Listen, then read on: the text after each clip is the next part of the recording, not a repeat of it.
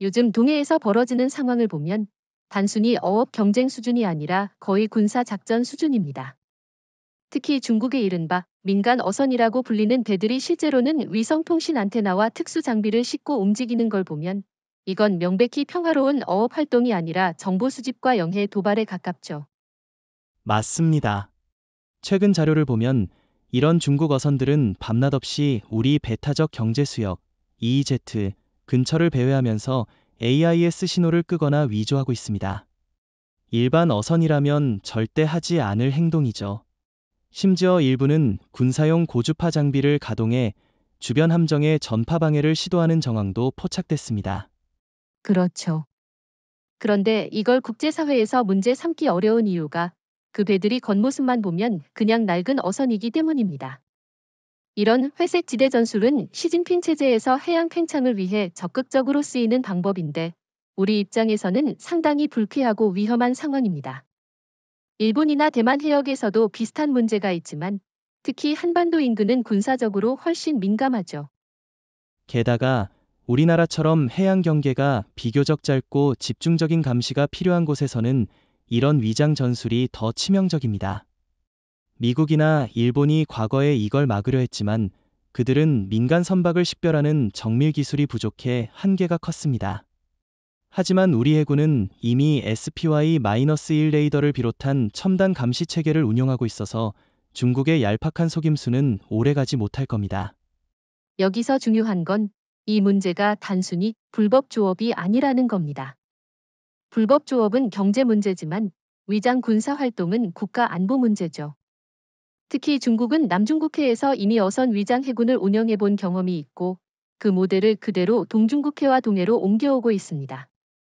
이건 명백히 군사적 의도입니다. 맞아요. 그리고 시진핑은 이걸 외교적 마찰을 최소화하는 방식으로 쓰고 있습니다. 군함을 보내면 바로 군사적 충돌로 번지니 민간 어선으로 위장해서 압박을 가하는 겁니다. 하지만 우리 해군과 해경은 더 이상 이 수법에 속지 않죠. 최근 3개월 동안 SPY-1 탐지 기록을 분석해보면 중국 위장 어선의 위치와 행동 패턴이 90% 이상 예측 가능하다는 데이터가 나왔습니다. 흥미로운 건 중국 내부에서도 이런 작전에 대한 불만이 커지고 있다는 점입니다. 일부 어민들은 군사작전에 동원되면서 실제 어획량이 줄고 보급 지원도 불안정하다고 하더군요. 그만큼 중국 정부가 무리하게 해양 팽창 정책을 밀어붙이고 있다는 증거죠. 그렇다고 해도 우리가 방심하면 안 됩니다. 특히 겨울철이나 악천후 때 이런 위장 어선이 몰래 접근해 감시 장비를 설치하거나 심지어 소형 드론을 띄워 우리 해안 기지를 촬영하는 경우가 있을 수 있습니다. SPY-1과 감시 위성이 없다면 놓칠 가능성이 큽니다. 그래서 저는 이번 사태를 기회로 봅니다. 우리가 중국의 위장 전술을 완전히 무력화하는 모습을 보이면 일본이나 동남아 국가들이 기술 협력을 요청할 가능성이 큽니다. 그렇게 되면 한국은 해양 감시 방어 기술 분야에서 사실상 독점적 위치를 차지하게 될 겁니다. 동의합니다. 그리고 지금이야말로 우리가 그 능력을 보여줄 시기입니다. 중국이 아무리 교묘하게 위장해도 첨단 센서와 AI 기반 데이터 분석으로 단 몇 초 만에 정체를 드러낼 수 있다는 걸 실제 사례로 증명해야 합니다. 그렇게 해야 국제사회에서 한국의 해양 주권 의지가 확실히 각인됩니다.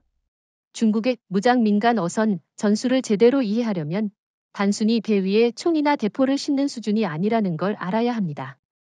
실제로는 선체 내부를 완전히 개조해서 소형 미사일 발사관, 전자전 장비, 심지어 수중 드론 발진구까지 숨겨놓는 경우가 있습니다.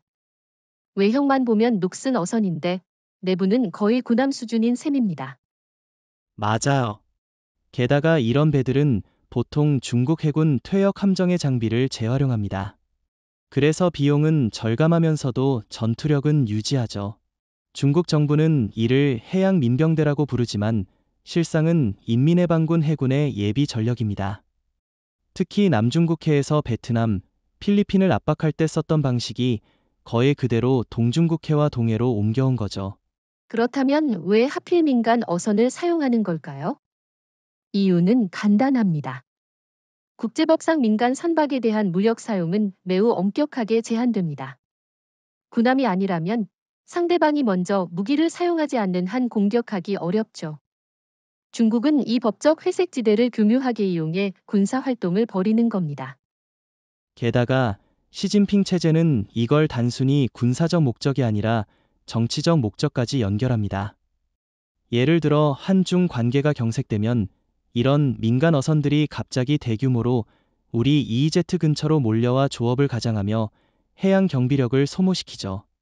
이는 경제적 압박과 안보 위협을 동시에 주는 다목적 전술입니다. 실제로 최근 분석 자료를 보면 이런 무장 민간 어선의 작전 패턴이 매우 체계적입니다. 한 척이 먼저 진입해 상황을 탐색하고 뒤따르는 배들이 그 정보를 실시간으로 공유합니다.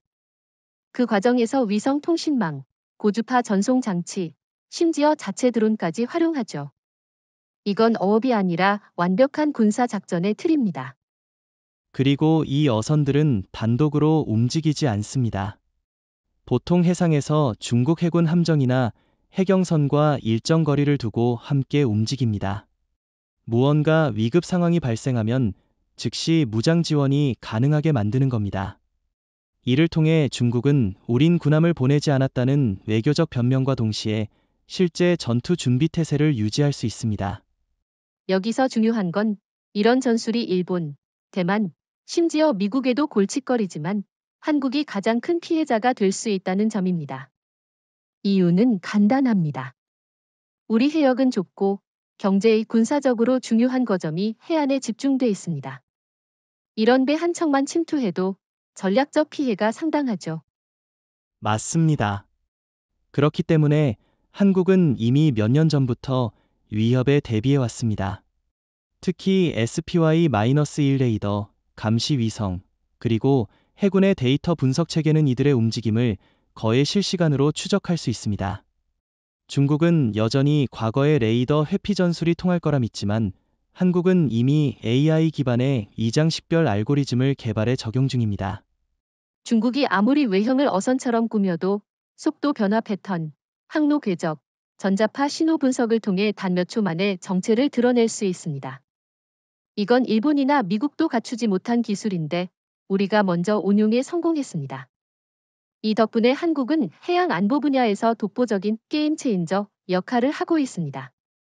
중국은 지금도 이런 전술이 유효하다고 생각하지만 실제로는 SPY-1과 한국형 감시망 앞에서 무용지물이 돼 가고 있습니다.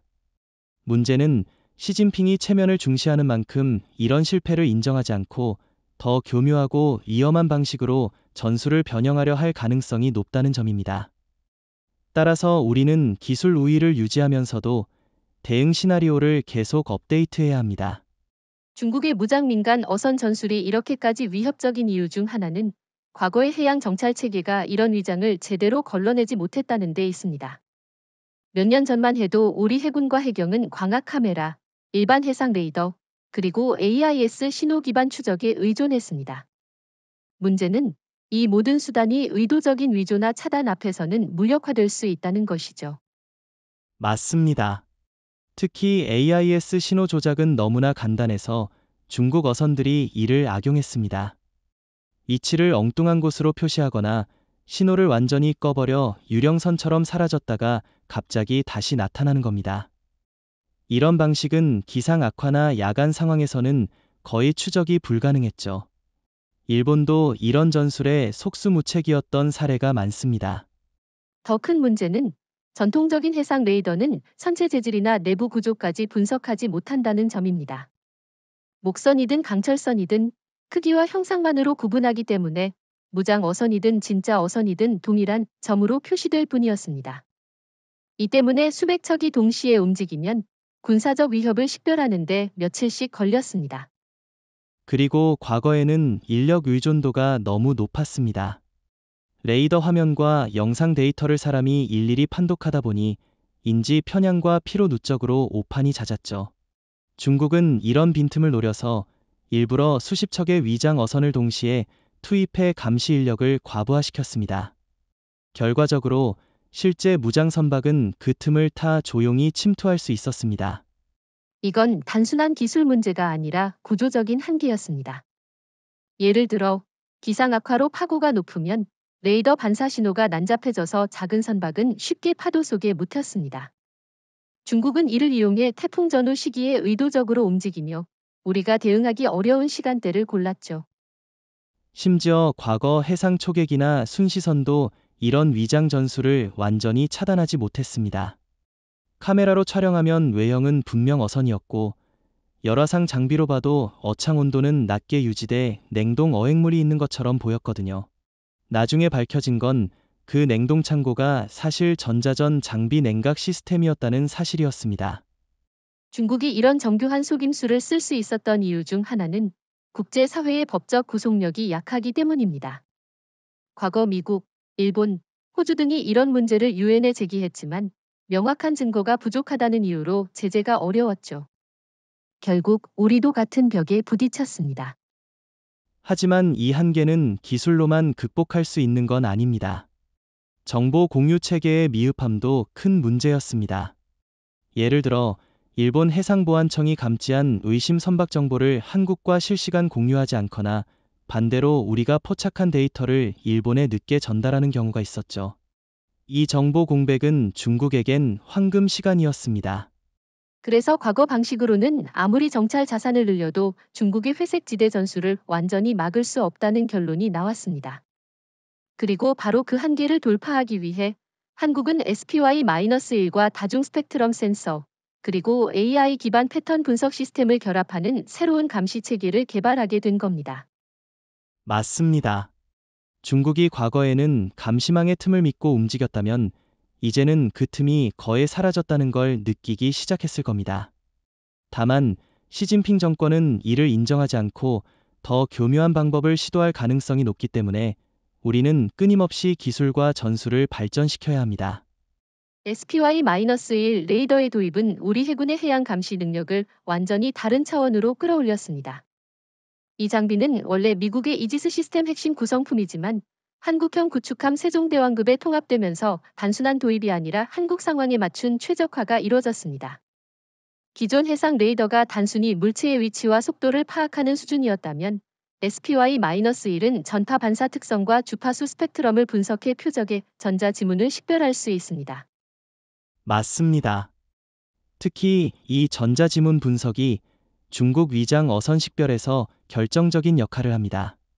중국이 아무리 외형을 녹슨 목선처럼 꾸며도 선체 내부에 숨겨진 금속 구조물과 전자 장비에서 나오는 특유의 전자파 반사 패턴은 감출 수 없습니다. SPY-1은 이를 몇 초 만에 분석하고 기존 데이터베이스와 대조해 민간 선박인지 군사적 개조 선박인지 구분하죠. 또 하나 주목할 점은 탐지 거리입니다. SPY-1은 최대 500km 범위에서 표적을 포착할 수 있는데 이 덕분에 중국 위장 선박이 우리 EEZ 외곽에서 접근하기 시작하는 시점부터 추적이 가능합니다. 과거에는 최소 50에서 60km 이내로 들어와야 식별이 가능했지만 이제는 접근 전에 이미 대응 시나리오를 준비할 수 있는 겁니다. 여기에 한국 해군이 자체 개발한 데이터 융합 시스템이 더해집니다. SPY-1에서 얻은 레이더 데이터는 해상 초계기, 무인 정찰기, 심지어 해양 감시 위성의 정보와 통합됩니다. 이렇게 만들어진 다층 감시망은 단순히 표적을 발견하는 것을 넘어 표적의 행동 패턴과 의도를 예측할 수 있게 합니다. 중요한 건 이 기술이 단순히 수동적인 감시가 아니라 적극적인 대응을 가능하게 한다는 겁니다. 예를 들어 SPY-1이 의심 선박을 식별하면 구축함에서 즉시 표적 정보를 해경과 공군에 전달하고 필요시 초음속 대함미사일 해성이나 하푼을 사전 표적 고정 상태로 대기시킵니다. 이렇게 하면 경고를 무시하는 선박에 대해 몇 분 안에 강제 조치를 취할 수 있습니다. 중국 입장에서는 매우 불편한 변화죠. 과거엔 발각되더라도 도망갈 시간은 있다고 생각했지만 이제는 탐지와 동시에 포위 또는 경멸 위협이 가해지기 때문입니다. 실제로 지난해 말 SPY-1이 포착한 의심 선박이 경고 통신 후 10분 만에 항로를 바꿔 중국 쪽으로 도주한 사례가 있었습니다. 그 배는 나중에 베이징에서 단순 어선이라고 주장했지만 우리가 확보한 전자지문과 영상 증거는 완전히 다른 사실을 보여줬습니다. 여기에 더해 SPY-1은 다중표적 동시 추적 능력이 탁월합니다. 중국의 회색 지대 전술은 수십 척의 선박을 한꺼번에 보내 감시망을 혼란시키는 방식인데 SPY-1은 최대 100여 개 표적을 동시에 추적하면서 각 표적의 위험도를 실시간으로 평가할 수 있습니다. 덕분에 중요한 위협을 우선적으로 대응하고 나머지 표적은 후속 대응 자산에 넘길 수 있죠. 이건 일본이나 대만이 아직 갖추지 못한 능력입니다. 일본은 해상자위대의 이지스함을 보유하고 있지만 대부분이 본토 방어에 집중돼 있고 동해 북부까지 신속하게 전개하기 어렵습니다. 반면 한국은 세종대왕급과 충무공이 순신급을 비롯한 다수의 구축함을 신속하게 해당 해역에 투입할 수 있어 작전 반응 속도가 훨씬 빠릅니다. 그리고 이 모든 감시, 대응 과정이 한국형 C4I 체계와 연결돼 있습니다. SPY-1이 포착한 정보는 지상지휘부, 다른 해군 함정, 심지어 육군과 공군의 전술 네트워크와도 공유됩니다. 이렇게 되면 바다에서 시작된 위협이 곧바로 전군 차원의 작전 계획에 반영될 수 있습니다. 결국 SPY-1의 등장은 중국의 위장 선박 전술을 사실상 무력화하는 결정적 요인이 됐습니다. 시진핑 정권이 아무리 해양 민병대를 강화하려 해도 한국의 감시망 앞에서는 민간 어선이라는 변명은 점점 설 자리를 잃어가고 있습니다. SPY-1이 거대한 눈이라면 다중 스펙트럼 센서는 그 눈의 색과 깊이를 부여하는 역할을 합니다. 단순히 전파로 표적을 포착하는 것을 넘어 적외선, 자외선, 전자파, 심지어 음향 신호까지 동시에 분석해 하나의 종합 신호 프로필을 만들어내죠. 이 기술이 한국 해군에 적용되면서 중국의 위장 선박은 더 이상 단일 수단으로 속일 수 없게 됐습니다. 맞습니다. 특히 적외선 센서는 밤이나 악천 후의 위력을 발휘합니다. 중국 위장 어선들은 외형은 그대로 두고 내부에 고출력 전자장비를 설치하는데 이 장비에서 발생하는 열은 아무리 냉각 시스템을 갖춰도 완벽히 차단할 수 없습니다. 다중 스펙트럼 센서는 이 미세한 열 변화를 포착해 평범한 어선과 군사개조 선박을 확실히 구분합니다. 또 하나 주목해야 할 것은 전자파 탐지, ESM, 기능입니다. 중국 어선이 사용하는 위성통신 안테나나 고주파 송신기는 외형만 숨겨놓을 뿐 작동 시 방출되는 전자파 주파수는 피할 수 없습니다. 인공지능은 이 주파수 패턴을 분석해 해당 장비의 종류와 제조국, 심지어 사용 목적까지 추론할 수 있습니다. 예를 들어 어떤 배에서 중국군 전술통신에 쓰이는 주파수가 검출되면 그 순간부터는 민간 선박이 아니라 적대 표적으로 분류됩니다. 그 과정이 굉장히 빠르죠. 예전에는 이런 분석에 몇 시간에서 하루 이상 걸렸지만 지금은 인공지능이 수초 안에 결론을 내립니다. 데이터베이스에는 이미 중국 해군, 해경, 민병대가 사용하는 장비의 모든 전자지문이 축적돼 있어서 일종의 해상 지문 인식이 실시간으로 이루어집니다. 중국이 여기에 대응하려고 시도한 적도 있습니다. 일부 선박은 의도적으로 전자파를 불규칙하게 발산하거나 다른 민간 주파수를 섞어서 혼란을 주려 했죠. 하지만 다중 스펙트럼 센서와 AI는 이런 변칙 신호까지 분석해 자연스러운 어선 활동과 위장된 군사 활동을 구분해냅니다. 단순히 장비 스펙이 뛰어난 것뿐 아니라 학습된 알고리즘이 경험을 기반으로 스스로 적응한다는 점이 중국 입장에서는 가장 두려운 부분입니다. 그리고 이 시스템의 장점은 한번 포착한 표적에 대한 장기적인 행동 분석이 가능하다는 겁니다. 예를 들어 3개월 전 포착된 중국 위장 어선이 이번에 다시 나타났을 때 AI는 과거 항로, 속도, 통신 패턴과 비교의 위험도를 자동으로 평가합니다. 이렇게 누적 데이터가 쌓일수록 중국이 새로운 위장 전술을 써도 금세 들통나게 됩니다. 이 기술의 군사, 외교적 가치는 상당합니다. 예를 들어 한국은 이런 다중 스펙트럼 AI 분석 자료를 국제사회에 제시함으로써 중국의 위장 활동을 정황이 아니라 과학적 증거로 입증할 수 있습니다. 과거엔 중국이 그건 단순 어선이었다라고 주장하면 반박이 어려웠지만 이제는 전자지문, 열신호, 주파수 분석 데이터라는 명백한 증거를 들이밀 수 있는 겁니다. 중국이 가장 두려워하는 건 바로 그 부분입니다. 시진핑 정권은 국내적으로 우리 어민이 한국 해군의 괴롭힘을 당했다는 식의 선전을 하지만 한국이 유엔이나 국제해사기구 IMO에 과학적 자료를 제출하면 그 주장이 설득력을 잃게 됩니다. 게다가 이런 데이터는 단순히 해군뿐만 아니라 외교부, 해경, 심지어 민간 해운사와도 공유돼 국가 전체의 해양 대응 능력을 끌어올립니다. 결국 다중 스펙트럼 센서와 인공지능의 결합은 중국의 회색 지대 전술을 무력화하는 결정타가 됐습니다. 외형 위장, 신호 조작, 항로 위장. 이런 것들이 과거엔 먹혔지만 지금은 오히려 탐지 대상이 되는 패턴으로 기록됩니다.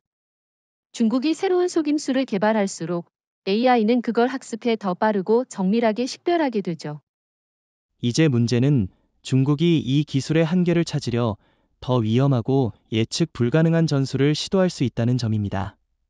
하지만 최소한 현재까지는 다중 스펙트럼과 AI라는 상검 앞에서 중국의 위장 어선들은 더 이상 안전지대가 없다는 사실이 명확해졌습니다.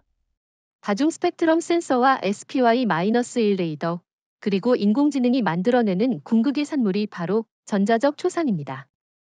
쉽게 말해 각 선박마다 고유의 전자, 신호, 이열 신호, 형상 데이터를 조합한 일종의 디지털 지문이죠.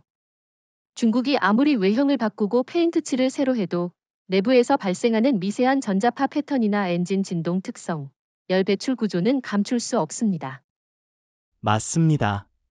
예를 들어 중국의 한 위장 어선이 목재 구조를 더 씌우고 외부에 냉동 어창 장비를 설치했다고 합시다. 겉으로는 평범한 어선처럼 보이지만 엔진 회전수와 연료 연소 온도, 전자장비의 작동열은 이전 기록과 완벽히 일치하죠.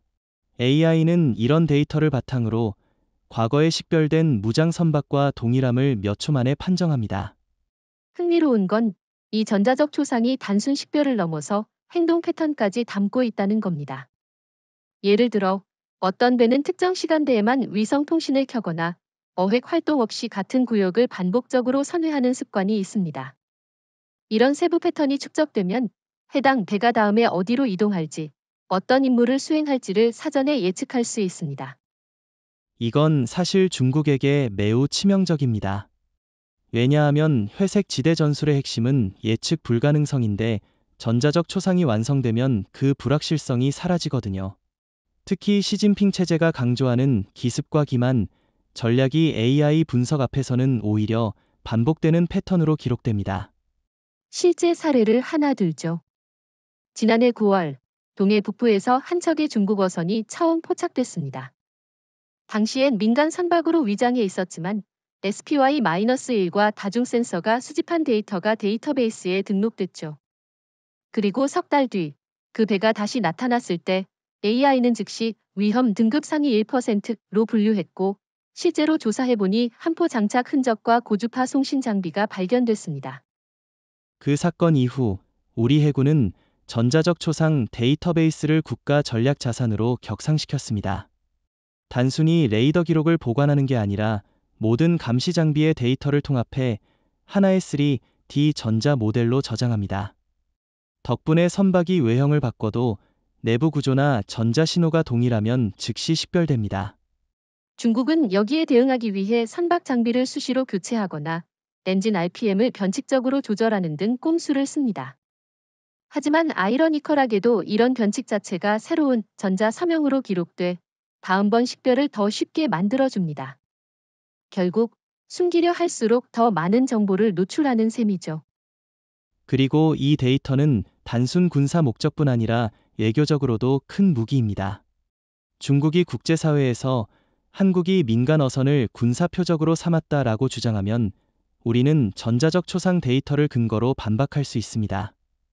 이건 사진이나 영상보다 훨씬 강력한 증거입니다. 왜냐하면 조작이 불가능하고 과학적으로 재현이 가능하기 때문입니다. 이 기술의 또 다른 강점은 연합 운용입니다. 현재 한국은 일본, 미국과 일부 데이터 공유를 하고 있지만 향후 동남아 해양 국가들과도 전자적 초상 정보를 교환할 수 있습니다. 그렇게 되면 중국 위장 선박이 어느 해역으로 이동하든 식별 추적에서 벗어날 길이 없습니다. 결국 전자적 초상은 회색 지대 전술의 최대 약점을 찌르는 무기입니다. 표적이 어디에 있든 어떤 형태로 변하든 과거의 흔적은 절대 지워지지 않습니다. 중국이 아무리 변칙적인 움직임을 시도해도 한국의 데이터베이스는 점점 그들의 해상 활동을 투명하게 만들고 있습니다. 작년 말 동해 동북쪽 공해상에서 실시된 합동훈련에서 우리 해군은 SPY-1 레이더와 다중 스펙트럼 센서를 동시에 가동해 가상의 위장 어선을 추적하는 시뮬레이션을 진행했습니다. 시나리오 설정은 간단했지만 현실성이 높았습니다. 중국이 민간 어선으로 위장한 군사 정찰선을 우리 EEZ 인근으로 접근시키고 배 위에서 소형 드론을 띄워 해안 군사시설을 촬영한다는 가정이었죠. 이 훈련에서 특히 주목할 부분은 탐지 판단 대응의 속도였습니다. 먼저 SPY-1 레이더가 약 420km 떨어진 해상에서 목표를 포착했습니다. 초기 신호는 평범한 소형 어선의 크기와 속도였지만 다중 스펙트럼 센서가 분석한 결과 선체 내부에서 일정한 주기로 강한 전자파가 방출되고 있음을 확인했습니다. 이 신호는 과거 중국 해군이 운용하던 전술 통신 장비의 주파수 대역과 일치했습니다. AI는 이 정보를 즉시 데이터베이스와 대조했고 해당 선박이 2달 전 서해에서 불법 조업 혐의로 포착된 적이 있다는 사실을 찾아냈습니다. 당시에는 무장을 확인하지 못했지만 항로 패턴과 엔진 진동 특성이 동일했습니다. 이 단계에서 이미 고위험 표적으로 분류돼 우리 함정과 해경, 공군의 전술 네트워크로 실시간 전파됐습니다. 이후 대응 절차는 전광석화처럼 진행됐습니다. 세종대왕급 구축함에서 P-3 해상 초계기가 출격해 고해상도 전자광학 카메라로 표적을 촬영했고 동시에 해상작전 헬기가 접근해 근접 감시를 실시했습니다. 이 과정에서 선박 갑판에서 소형 드론이 발진하는 모습이 포착됐습니다. 드론의 방향은 명백히 우리 해안기지를 향하고 있었죠. 그 순간 지휘부는 2가지 선택지를 준비했습니다. 하나는 강력한 전파 방해로 드론의 조종을 무력화시키는 것이고 다른 하나는 표적 선박에 경고 사격을 가하는 것이었습니다. 우선 전파 방해가 실시됐고 드론은 2분 만에 해상에 추락했습니다. 그러나 표적 선박은 도주를 시도하며 통신을 완전히 차단했습니다. 이때 SPY-1의 장점이 다시 빛을 발했습니다. 표적이 급선회하며 파도 속에 숨으려 했지만 레이더는 기상 간섭을 제거하고 표적의 위치를 지속적으로 추적했습니다. 동시에 해성-2 대함미사일이 사전 표적 고정 상태로 전환됐습니다. 발사까지는 필요하지 않았지만 이 단계에서 이미 표적은 완전히 포위망 안에 들어온 셈이었습니다. 결국 표적은 도주를 포기하고 속도를 줄였습니다. 해경 고속정이 접근해 선박을 검색한 결과 갑판 아래에는 고성능 전자전 장비와 위성 송신기가 설치돼 있었습니다. 중국 국기와 어업 관련 문서가 있었지만 그건 단순한 위장에 불과했습니다. 이 모든 증거는 영상이 전자 데이터와 함께 기록돼 국제사회에 제출할 준비가 됐습니다. 이 훈련이 특별한 이유는 단순한 전술 시연이 아니라 실제 상황에서도 거의 동일하게 적용될 수 있는 절차를 검증했다는 점입니다. 탐지 판단, 대응 증거 확보까지 모든 과정이 1시간 이내에 끝났고 그 사이 중국 선박은 단 한 번도 한국의 감시망을 벗어나지 못했습니다. 중국 입장에서는 굉장히 불편한 시나리오일 겁니다. 시진핑이 자랑하는 해양 민병대 전술이 이렇게 간단히 무력화되고 그 과정에서 모든 행동이 기록돼 국제법적으로도 반박 불가능한 상태가 되니까요. 특히 이번 시뮬레이션은 일본과 대만 해군 관계자들도 참관했는데 그들은 한국의 대응 속도와 정확성에 상당한 충격을 받았다고 전해집니다. 결국 이 훈련은 한국이 단순히 방어적 태세에 그치지 않고 필요하면 적극적으로 회색 지대 위협을 제압할 수 있는 능력을 갖췄음을 보여준 상징적 사례였습니다. 이는 중국이 앞으로 동해나 서해에서 무장 민간 어선을 투입할 때 훨씬 신중해질 수밖에 없게 만드는 강력한 심리적 억제력이 됐습니다. SPY-1과 다중 스펙트럼 센서가 눈과 귀라면 C4I 네트워크는 그 정보를 뇌처럼 통합해 지휘 결정을 내리는 시스템입니다. C4I는 커맨드, 컨트롤, 커뮤니케이션즈, 컴퓨터즈, 인텔리전스의 약자로 단순한 통신망이 아니라 실시간 전장 정보 공유와 합동 작전을 가능하게 하는 국가 차원의 작전 신경망입니다. 한국 해군은 이 체계를 바탕으로 위장 어선 탐지부터 격리, 증거 확보까지 전 과정을 끊김없이 이어갈 수 있습니다.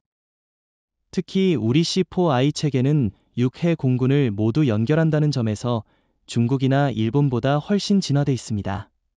예를 들어 SPY-1이 표적을 식별하면 해당 데이터는 곧바로 해군 작전사령부뿐 아니라 해경지휘센터, 공군 작전사령부, 심지어 청와대 국가위기관리센터까지 동시에 전송됩니다.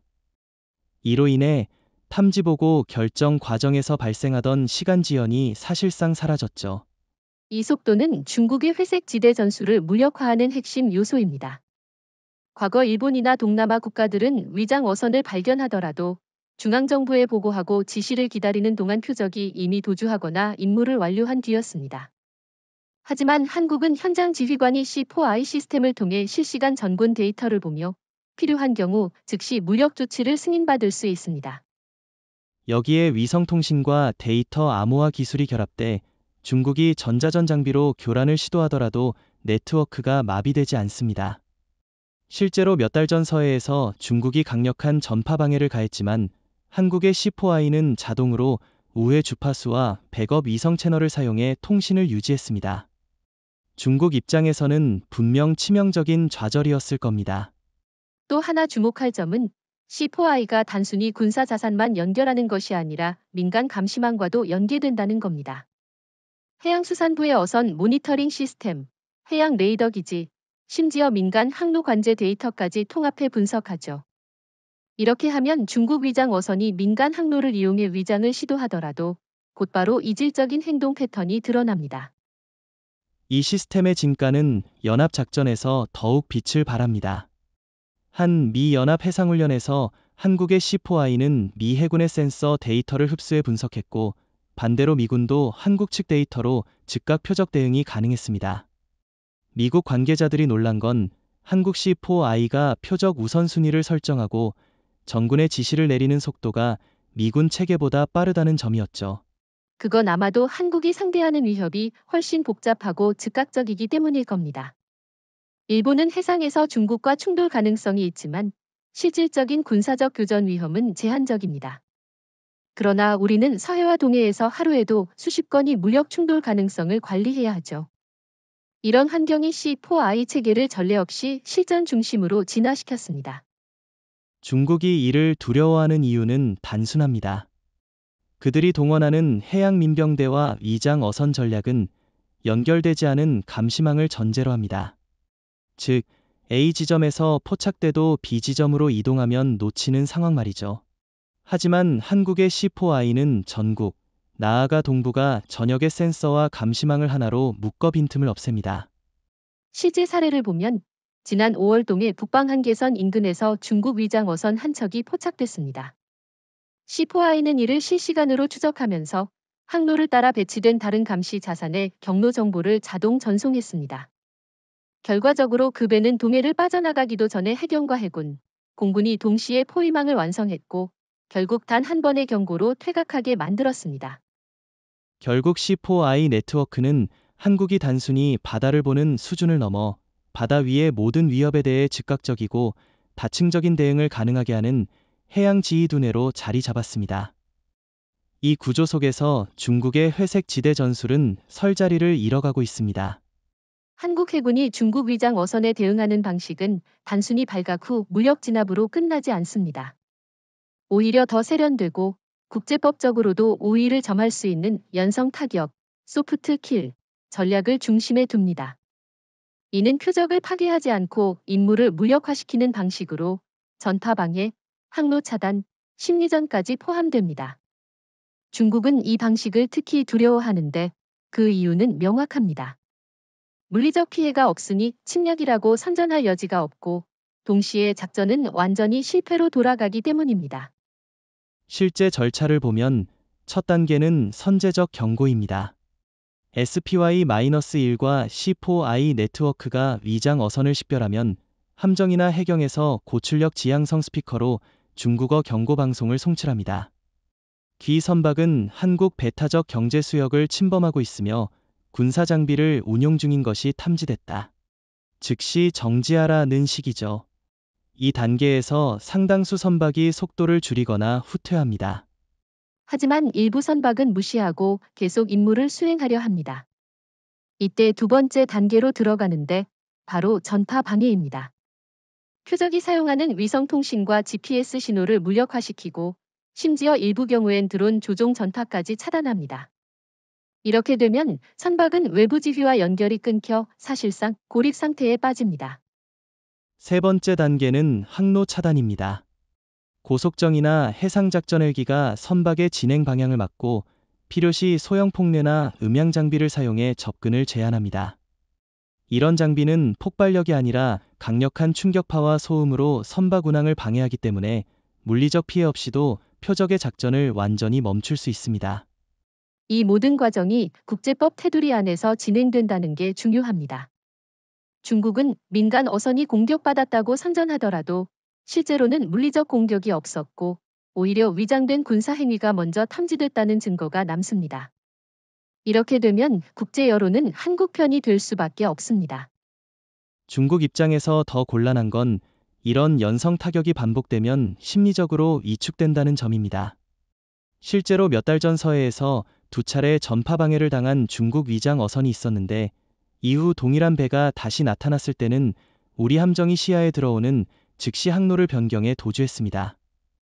그 배의 선원들은 명백히 한국 해군의 대응 패턴을 기억하고 있었습니다. 연성 타격은 경제적 비용 측면에서도 유리합니다. 미사일이나 함포를 발사하면 탄약 비용과 정치적 부담이 크지만 전파 방해나 항로 차단은 훨씬 저렴하고 후폭풍이 적습니다. 그 덕분에 한국은 회색 지대 전술에 저비용 고효율 대응이 가능해졌습니다. 게다가 이 방식은 확장성이 큽니다. 현재는 주로 위장 어선에 적용되지만 향후 무인 수상정, USV, 이나 무인 잠수정, UUV에도 동일한 원리를 적용할 수 있습니다. 특히 중국이 점점 무인 자산을 회색 지대 전술에 투입하려는 움직임을 보이고 있기 때문에 연성 타격 능력은 앞으로 더 중요한 억제 수단이 될 것입니다. 중국은 이 상황을 타개하려고 즉각적인 대응 속도에서 한국을 따라잡으려 하지만 C4I 기반의 신속한 판단과 SPY-1 다중 스펙트럼 센서의 결합 앞에서는 여전히 몇 발 뒤처져 있습니다. 더구나 한국은 이미 연성 타격과 강성 타격을 병행하는 전술 규범을 완성했기 때문에 중국이 도발 수위를 올리면 즉시 강경 대응으로 전환할 준비가 돼 있습니다. 결국 연성 타격 전략은 단순한 전술이 아니라 한국이 회색 지대 전술을 제압하고 국제법적 정당성을 동시에 확보하는 이중 무기입니다. 중국이 아무리 위장을 해도 발각되는 순간 그들의 임무는 실패로 기결되고 남는 건 한국의 해양 주권 의지를 더욱 강화하는 기록뿐입니다. 연성 타격이 통하지 않거나 표적이 명백히 적대적 행동을 보일 경우 한국 해군은 주저없이 강성 타격 단계로 넘어갑니다. 이 단계에서 핵심은 유도 미사일의 즉각 개입입니다. SPY-1과 C4I가 이미 표적의 위치, 속도, 전자신호, 그리고 항로 데이터를 확보하고 있기 때문에 미사일 발사 명령이 떨어지는 순간 거의 실시간으로 사격이 가능합니다. 여기서 중요한 점은 한국 해군이 사용하는 대함 유도 미사일들이 단순히 직선 경로로 날아가 표적을 맞히는 구식 무기가 아니라는 겁니다.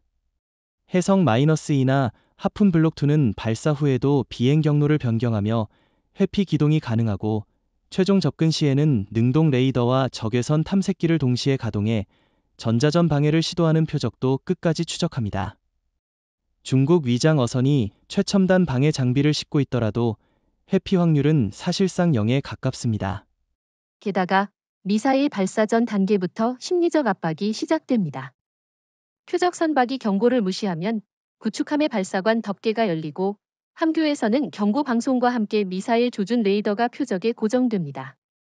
이 상황이 레이더 경고 수신기를 통해 표적 선박에 전달되면 선원들은 자신들이 사실상 사선 위에 있음을 인지하게 됩니다.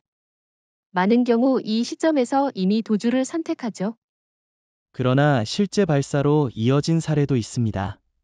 작년 초 동해 북부에서 중국 위장 어선이 우리 경고를 무시하고 계속 드론을 띄워 해안 군사기지를 촬영하려 했습니다.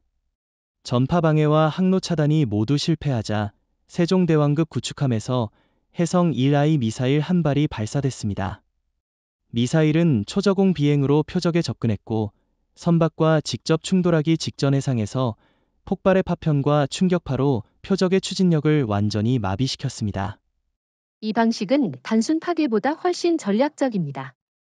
선박을 침몰시키지 않고 무력화하면 나중에 선박 내부를 수색하고 장비를 압수할 수 있기 때문입니다. 압수된 장비는 중국의 해양 민병대와 군사 장비 네트워크를 분석하는 데 귀중한 정보가 됩니다. 실제로 당시 압수한 장비 중 일부는 중국 해군 최신형 호위함에서 사용하는 전자전 모듈과 동일했습니다. 유도 미사일의 개입은 정치적으로도 강한 메시지를 줍니다. 시진핑 정권은 자국 해양 민병대가 미사일 위협을 받은 사실을 숨기려 하지만 내부적으로는 큰 충격을 받습니다. 왜냐하면 한국이 회색 지대 전술에 대해서도 필요하면 군사적 강타를 가한다는 신호를 보낸 것이고, 이는 중국 해양부대의 사기에도 직접적인 영향을 미치기 때문입니다. 중요한 건 한국이 이 강성 타격 옵션을 남발하지 않는다는 점입니다. 발사 결정은 항상 국제법과 교전 수칙에 근거해 내려집니다. 그렇기 때문에 실제 미사일 개입 사례는 매우 제한적이지만 그 존재 자체가 강력한 억제력으로 작용합니다. 중국 선박들은 혹시 이번에는 진짜 쏠지도 모른다는 두려움을 안고 움직이게 됩니다. 또한 유도 미사일 개입은 연합 전력과의 호환성 측면에서도 의미가 큽니다. 한국 해군의 미사일 체계는 이1 동맹국 함정과 데이터 링크로 연결돼 있어 필요시 다른 국가의 표적 정보를 기반으로 발사할 수 있습니다. 이는 중국이 어느 해역에서 도발하든 한국 미사일의 사정권 안에 들어오게 된다는 뜻입니다. 결국 2단계는 단순한 전투 행동이 아니라 한국 해군이 중국 회색 지대 전술을 무력화할 마지막 경고이자 즉각적인 응징 수단입니다. 발사 버튼이 눌리는 순간 표적은 회피 불가능한 종말을 향해 달려가게 됩니다. 이 현실이 중국이 감히 이전처럼 무모하게 위장 어선을 투입하지 못하게 만드는 가장 결정적인 이유입니다. 한국이 중국의 위장 어선에 강경 대응할 때 반드시 고려하는 요소가 있습니다. 바로 국제사회에서의 정당성 확보입니다. 아무리 표적이 군사 활동을 하고 있다고 해도 외형이 민간 어선이라면 중국은 이를 악용해 한국이 민간인을 공격했다는 식으로 여론전을 펼칠 수 있습니다. 따라서 우리는 단 한 번의 타격이라도 법적으로, 외교적으로 완벽하게 방어할 수 있는 증거 체계를 구축해 두고 있습니다. 그 증거 체계의 핵심이 바로 다중 증거 수집 프로토콜입니다. SPY-1 레이더의 전자지문 데이터, 다중 스펙트럼 센서의 열 광학 영상, 통신 감청 기록, 그리고 해상 초계기에서 촬영한 고해상도 사진이 모두 시간대별로 동기화돼 저장됩니다. 이렇게 하면 표적의 군사적 성격을 다각도로 입증할 수 있습니다. 중국은 과거 여러 차례 이런 증거를 조작이라고 주장했지만 우리 시스템은 원본 데이터의 암호화 서명과 저장 경로까지 공개할 수 있습니다. 즉, 데이터 위변조가 불가능하다는 사실이 기술적으로 증명됩니다. 이 점은 일본이나 동남아 국가들이 따라오기 어려운 수준이며 국제법 전문가들조차 한국의 해양 증거 체계는 NATO 기준을 넘어선다고 평가합니다. 게다가 우리는 국제해양법과 무력사용 규정을 철저히 준수합니다. 표적이 명백히 무장 활동을 하고 있다는 징후가 없는 한 먼저 경고와 차단, 연성 타격을 거친 뒤에야 강성 타격을 가합니다. 이 절차가 기록으로 남기 때문에 UN 해양법재판소, ITLOS, 나 국제사법재판소, ICJ에 회부되더라도 한국은 법적으로 우위를 점할 수 있습니다. 실제 사례로 작년 동해에서 무장 위장 어선 2척을 납포했을 때 중국은 즉시 민간 어선 불법 납포라며 국제사회에 문제를 제기했습니다. 그러나 우리는 표적이 무기형 드론을 발진시키는 장면과 중국 군사통신망과 교신하는 장면을 동시에 입증하는 데이터 패키지를 공개했습니다. 그 결과 중국의 주장은 하루 만에 국제 언론에서 사라졌죠. 한국의 이런 법적 대응 전략은 단순 방어가 아닙니다. 오히려 적극적인 외교 공세의 기반입니다. 사건 발생 후 관련 증거를 UN, IMO, IHO 등에 제출하면 중국의 회색 지대 전술이 국제적으로 폭로됩니다. 이는 중국이 다른 해역에서 비슷한 전술을 쓰는데 큰 제약이 됩니다. 또한 우리는 사건마다 사례 연구 보고서를 제작해 동맹국과 공유합니다. 미국, 일본, 호주, 필리핀 등과의 연합해상 훈련에서 이런 보고서가 전술 교본으로 쓰입니다. 이로써 한국은 단순히 피해국이 아니라 회색 지대 전술 대응의 표준을 제시하는 국가로 자리 잡게 됐습니다. 중국 입장에서 이는 큰 부담입니다. 시진핑 체제는 국내 여론을 위해 중국은 억울하다는 이미지를 유지해야 하지만 국제 무대에서 한국이 제시하는 과학적 법적 증거 앞에서는 방어 논리가 무너집니다. 특히 한국이 동맹국과 공동 성명을 통해 중국의 행위를 규탄하면 이는 경제 외교적 압박으로 이어집니다. 결국 한국의 법적 방어 전략은 단순히 국제사회의 비난을 피하기 위한 것이 아니라 오히려 중국의 위장 전술을 역공하는 무기입니다.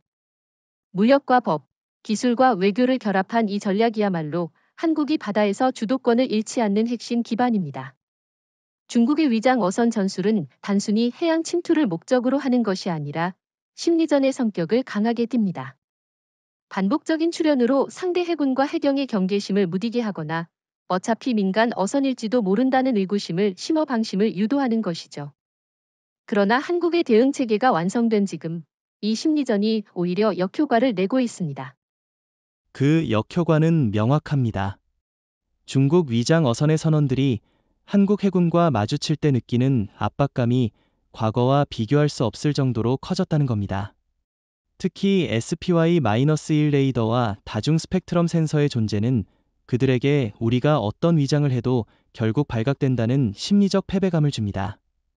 이는 전투 이전에 이미 사기를 꺾는 효과를 발휘합니다. 실제로 최근 납포된 중국 위장 어선 선원의 진술에서 한국 함정이 레이더를 고정하는 순간 선원들 사이에서 포기하는 분위기가 돌았다는 내용이 나왔습니다. 이건 물리적 충돌 이전에 심리적으로 전의를 상실했다는 의미입니다. 회색 지대 전술의 본질이 심리적 우위인데 그걸 한국이 완전히 빼앗아버린 셈입니다.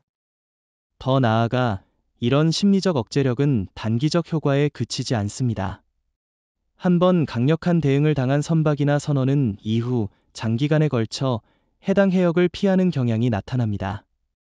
이는 중국 민병대 조직의 작전 효율성을 크게 떨어뜨립니다.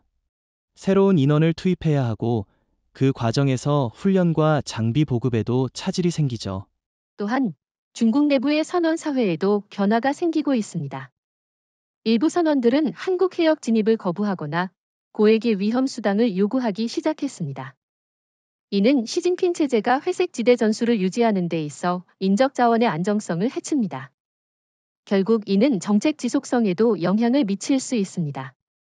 심리적 억제력은 국제적 차원에서도 파급됩니다.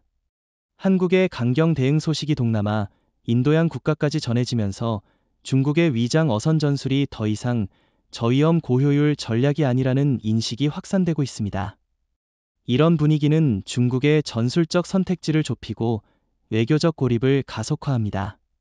중국은 이를 만회하기 위해 더 은밀하고 더 공격적인 방식으로 대응하려고 시도할 수 있습니다.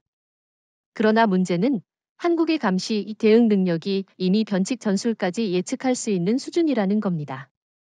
새로운 전술이 나올수록 한국의 데이터베이스는 더 정교해지고 억제력은 더 강해집니다. 이런 상황이 반복되면 회색 지대 전술의 경제성 자체가 무너집니다. 본래 이 전술은 적은 비용으로 상대방을 소모시키는 것이 목적이지만 한국이 대응 체계와 심리전에서 모두 우위를 점하면 중국이 얻을 수 있는 것은 거의 없습니다. 오히려 인력 장비 외교적 신뢰도 모두 소모되는 셈입니다. 결국 심리적 효과와 전략적 억제력은 한국의 비가시적 무기입니다. 총을 쏘지 않고도 미사일을 발사하지 않고도 상대방이 스스로 위축되어 움직임을 줄이게 만드는 힘입니다. 그리고 이 힘이야말로 장기적으로 중국의 회색 지대 전술을 사라지게 만들 가장 확실한 방법입니다. 한국이 중국의 위장 어선 전술을 무력화하는 데 성공하면서 동북아 해양 질서에도 균열이 생기고 있습니다. 과거에는 중국이 서해와 동중국해, 심지어 동해 일부 해역까지 회색 지대 전술로 영향력을 확장해왔지만 이제는 한국 해역에서 이런 전략이 사실상 차단되면서 작전 범위가 좁아졌습니다. 이는 중국뿐 아니라 일본, 대만, 러시아까지 포함한 해양 세력 균형에도 영향을 주고 있습니다. 맞습니다. 특히 일본은 센카쿠 열도 주변에서 중국 해경과 민병대에 시달리고 있는데 한국의 대응 모델을 주목하고 있습니다. 일본은 전통적으로 방어적인 접근을 택했지만 최근 자위대 내부에서 한국식 적극 대응을 연구하자는 목소리가 커지고 있습니다. 이는 일본이 자국 방위 전략을 수정하는 계기가 될 수 있습니다. 대만도 마찬가지입니다. 중국이 대만 인근 해역에 위장 어선을 투입해 감시, 정찰 임무를 수행하는 것은 오래된 수법입니다. 그런데 한국이 SPY-1과 다중 스펙트럼 센서, C4I 네트워크로 실시간 대응하는 모습을 보면서 대만 해군이 기술 협력을 타진하고 있습니다. 특히 대만은 우리와 비슷하게 좁은 해역에서 고밀도 감시가 필요하기 때문에 한국 모델을 적용하기에 적합합니다. 이 변화는 단순히 기술 공유 차원을 넘어 해양 안보 연대 형성으로 이어질 수 있습니다. 만약 한국, 일본, 대만이 전자지문 항로 데이터 위장 패턴 정보를 공유한다면 중국 위장 어선은 동북아 어느 해역에서도 숨기 어려워집니다. 이는 시진핑 체제의 해양 전략 전체에 중대한 타격이 될 것입니다. 또한 러시아와의 해양 관계에도 미묘한 변화가 있습니다. 러시아는 동해 북부에서 자국의 경제 수역을 침범하는 중국 어선 문제를 오랫동안 방치했지만 최근 한국이 강력한 단속에 나서면서 러시아 어민들이 간접적인 혜택을 보고 있습니다. 어획량이 안정되고 불법 조업으로 인한 피해가 줄어든 것이죠. 러시아 내부에서는 한국식 단속 방식을 참고하자는 의견도 나옵니다. 이런 흐름은 동북아 해양 질서에서 한국의 발언권을 강화합니다. 과거에는 해양 안보 논의에서 미국과 일본이 주도권을 잡았지만 이제는 한국이 실질적 성과를 보여주면서 지역 내 규칙 제정자로 떠오르고 있습니다. 회색 지대 전술 대응에 관한 국제 세미나나 군사 회의에서 한국 사례가 표준으로 인용되는 것은 그 증거입니다. 더 나아가 한국의 강경 대응은 중국의 해양 팽창 속도를 늦추는 효과를 낳고 있습니다. 동북아 전역에서 중국 위장 어선의 활동이 감소하면 남중국해와 인도양으로 병력과 자원을 더 투입해야 하기 때문에 전략적 부담이 커집니다. 이는 중국의 해양 전략이 지역별로 분산돼 효율성이 떨어지게 만드는 요인이 됩니다. 결국 한국의 대응은 단순한 국경 방어를 넘어 동북아 해양 권력 구조 자체를 재편하고 있습니다. 일본과 대만이 우리의 기술과 전술을 채택하고 러시아까지 부분적으로 동조한다면 중국은 주변 해역에서 점점 더 고립될 수밖에 없습니다. 이 변화는 장기적으로 한국이 해양 안보의 중심축으로 자리매김하는 결과를 가져올 것입니다. 현재 한국 해군의 SPY-1과 다중 스펙트럼 센서만으로도 중국 위장 어선을 무력화하는 데 충분한 억제력을 발휘하고 있지만 앞으로는 여기에 UAV와 소형 위성이 결합된 미래형 통합 감시 체계가 구축될 예정입니다. 이 체계가 완성되면 위장 어선이 해상에 출현하는 순간부터 귀향하는 전 과정이 실시간으로 기록 추적됩니다. UAV, 즉 무인항공기는 특히 적어도 근접 감시에 강점을 가집니다. 함정에서 발진한 UAV는 표적 상공위에서 3km 고도에서 저소음 모터로 장시간 채공하며 고해상도 전자광학 카메라와 적외선 센서를 사용해 선박의 갑판, 장비, 심지어 선원들의 활동까지 식별할 수 있습니다. 이렇게 수집한 영상은 C4I 네트워크로 즉시 전송돼 지휘부가 실시간 분석에 활용합니다. 여기에 더해 소형 위성, 나노 마이크로 위성, 군집이 궤도에서 해상 전역을 감시하게 됩니다. 소형 위성은 비용이 저렴하고 발사 주기가 짧기 때문에 필요시 궤도 변경이나 추가 투입이 용이합니다. 이 위성들은 광학 ESAR, 합성 기구 레이더, 센서를 통해 기상과 낮밤에 관계없이 표적을 포착할 수 있습니다. 특히 SAR은 파도와 구름을 투과해 선박의 형상과 이동 궤적을 선명하게 기록합니다. 이렇게 되면 SPY-1, UAV, 소형 위성이 삼각 감시망을 형성하게 됩니다. 예를 들어 소형 위성이 광역에서 위심 선박을 포착하면 SPY-1이 해당 표적을 정밀 추적하고 UAV가 근접 감시에 나서는 방식입니다. 각 플랫폼이 서로의 장점을 보완하기 때문에 중국 위장 어선이 회피 기동이나 신호 차단을 시도해도 최소 하나의 감시 수단이 계속 표적을 잡아낼 수 있습니다. 중국이 이런 닫힌 감시망을 뚫으려면 동시에 위성을 피하고 레이더를 회피하며 UAV의 근접 촬영을 차단해야 하는데 사실상 불가능한 과제입니다. 특히 UAV는 전파 방해에도 강한 자율비행 모드를 지원해 표적과의 거리 2에서 3km를 일정하게 유지하며 촬영을 지속할 수 있습니다. 이 시스템은 단순히 감시에 그치지 않고 표적의 실시간 행동 분석까지 지원합니다. AI가 위성, 레이더, UAV 영상 데이터를 동시에 처리해 선박이 갑자기 속도를 높이거나 특정 방향으로 선회하는 등 비정상 행동을 보일 경우 즉시 경보를 발령합니다. 이는 대응 시간을 단축시켜 위장 어선이 본격적인 군사 활동을 시작하기 전에 차단할 수 있게 합니다. 이 체계가 완성되면 한국은 해양 감시에서 세계 최고 수준의 빈틈없는 감시망을 보유하게 됩니다. 미국조차도 동북아에서 이런 수준의 실시간 통합 감시를 독자적으로 운영하는 경우는 드뭅니다. 이는 단순히 기술적 우위가 아니라 전략적 주도권을 한국이 쥐게 된다는 의미입니다. 더 나아가 이 감시 체계는 군사 외에도 해양 환경 감시, 불법 어업 단속, 해난 구조 등 다목적 활용이 가능합니다. 국제사회에서 공유 가능한 해양 감시 데이터로 제공하면 한국은 군사, 비군사 양쪽에서 동맹국과의 신뢰를 더욱 공고히 할 수 있습니다. 결국 SPY-1 UAV 소형 위성의 결합은 중국의 회색 지대 전술을 완전히 과거의 전략으로 만들 뿐 아니라 한국이 동북아 해양 질서를 설계하고 주도하는 위치를 확고히 하는 핵심 인프라가 될 것입니다. 한국 해군과 해경, 그리고 국가 전체의 해양 감시망이 완성되면서 중국이 의존해온 회색 지대 전술은 점점 설 자리를 잃고 있습니다. 불과 몇 년 전만 해도 중국 위장 어선들은 한국 EEZ 경계선 근처에서 버젓이 활동하며 때로는 우리 감시망을 뚫고 깊숙이 들어오기도 했습니다. 하지만 지금은 상황이 완전히 달라졌습니다. 포착 즉시 전군 네트워크에 정보가 공유되고 몇 단계의 절차를 거쳐 차단이 퇴거의 납포까지 이어지는 대응이 자동화됐습니다. 이제 회색 지대는 더 이상 회색이 아닙니다. SPY-1 다중 스펙트럼 센서, UAV, 소형 위성, 그리고 C4I 네트워크가 만들어낸 감시망은 모든 의심 선박의 움직임을 투명하게 드러냅니다.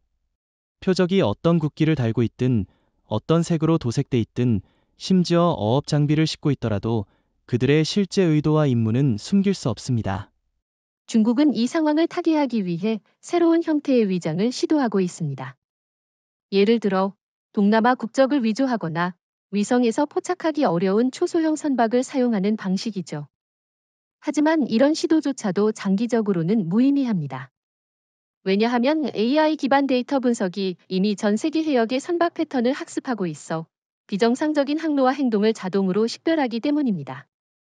게다가 한국은 이제 단독 감시가 아니라 일본, 대만, 필리핀 등과의 해양 정보 공유 체계를 확대하고 있습니다. 이 말은 중국 위장 어선이 한 해역에서 발각되면 그 정보가 몇 시간 안에 다른 해역으로 전달돼 전방위 감시가 가능하다는 뜻입니다. 이렇게 되면 중국은 한 번 걸린 선박을 다른 해역에서 재활용하기조차 어려워집니다. 시진핑 체제의 회색 지대 전략은 저비용 고효율을 목표로 했지만 이제는 오히려 고비용 저효율 구조로 변했습니다. 선박 개조 비용, 인력 운영비, 장비 손실, 국제적 비난까지 감수해야 하는데 그에 비해 얻는 성과는 거의 없습니다. 이쯤 되면 중국 내부에서도 전략 재검토 요구가 나올 수밖에 없습니다. 한국 입장에서 중요한 건 이 우위를 단기 성과로 끝내지 않고 장기적인 해양 질서 재편으로 연결하는 것입니다. 단순히 위장 어선을 몰아내는 것을 넘어서 이 해역에서는 불법 위장 활동이 불가능하다는 인식을 중국뿐 아니라 모든 주변국에 각인시키는 것이죠. 이는 곧 한국이 동북아 해양 질서의 실질적 설계자가 된다는 의미입니다. 그리고 이 전략은 군사적 억제력을 넘어 경제 외교적으로도 파급 효과를 냅니다. 해상 무역로의 안전성이 높아지고 불법 어업이 감소하며 주변국과의 해양 협력이 강화됩니다. 이는 장기적으로 한국의 해양 경제와 외교 네트워크를 동시에 확장시키는 기반이 됩니다. 결국 회색지대는 이제 더 이상 중국의 안전지대가 아닙니다. 숨을 곳이 사라진 바다에서 한국은 기술, 전략, 외교를 모두 아우르는 종합적인 힘으로 개임의 규칙을 바꿨습니다. 앞으로 중국이 어떤 변칙 전술을 시도하더라도 그들은 이미 판을 설계한 한국의 틀 안에서 움직일 수밖에 없습니다.